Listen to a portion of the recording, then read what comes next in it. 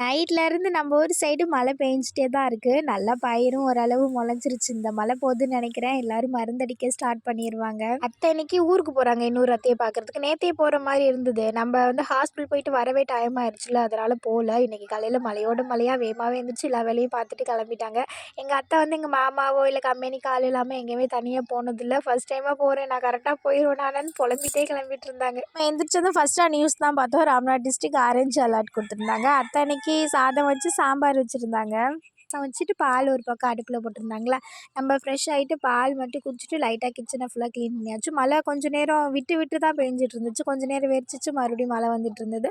சாம்பாருக்கு சைடிஷாக வாழைக்காய் அன்னைக்கு பொரிச்சோம்ல, அதே மாதிரி தான் இன்றைக்குமே பொரித்தேன். வாழைக்காவும் நல்லா இருந்தது சாம்பாருக்கு. அப்போத்தாக்கு சாப்பாடு கொடுத்துட்டு நம்மளும் சாப்பிட்டாச்சு. நமக்கு வீட்டிலே இருக்கிறனால மழை பெஞ்சிட்டே இருக்கிறது நல்லா தான் இருக்கும். வேலைக்கு போகிறவங்களுக்கு தான் கொஞ்சம் சிரமமாக இருக்கும்னு நினைக்கிறேன். கொஞ்சம் ட்ரெஸ் இருந்தது, எல்லாத்தையும் ஊற வச்சுட்டு லைட்டாக தலைக்கு எண்ணெய் வச்சுட்டு கொஞ்சம் நேரத்தில் ஒரு 10 மணிக்கு மேலே கொஞ்சம் வெறிச்சிருச்சு.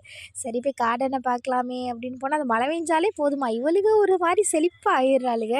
நம்ம வெள்ளை அழகி ரொம்ப அழகாக இருந்தா, இவளாவது ஓகே. இதுக்கு மேலே நம்மளோட செம்பருத்தி செடியை பார்க்கணும். இன்றைக்கி அப்படியே பலன்னு இருந்தால் பார்க்கும்போதே ரொம்ப அழகாக இருந்தது.